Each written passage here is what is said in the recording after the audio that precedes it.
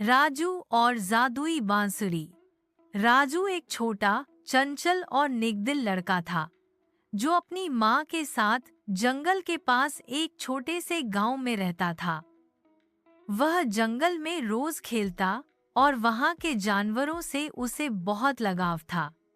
एक दिन जंगल में घूमते हुए उसे एक पुरानी बांसुरी मिली।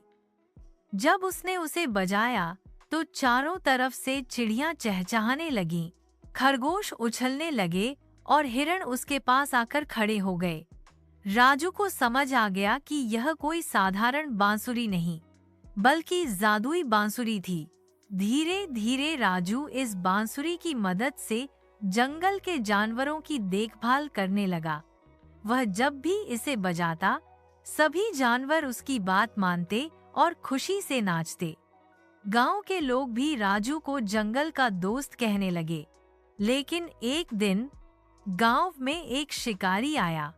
उसने सुना कि राजू के पास एक जादुई बांसुरी है जिससे जानवर उसकी बात मानते हैं।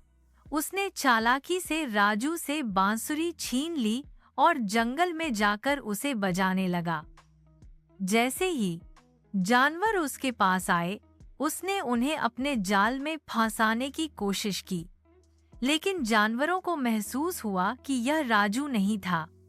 वे गुस्से में इधर-उधर दौड़ने लगे। राजू ने देखा कि शिकारी जानवरों को परेशान कर रहा है। उसने अपनी बुद्धिमानी से एक तरकीब निकाली। वह तेजी से दौड़कर जंगल के हाथियों के पास पहुंचा और उनकी मदद मांगी। हाथियों ने मिलकर शिकारी को चारों तरफ से घेर लिया। बंदरों ने उसकी टोपी छीन ली और तोतों ने शोर मचाकर उसे डराने लगे। शिकारी घबराकर बांसुरी वहीं छोड़कर भाग गया।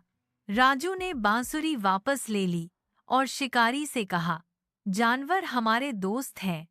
हमें उन्हें नुकसान नहीं पहुंचाना चाहिए, बल्कि उनकी रक्षा करनी चाहिए।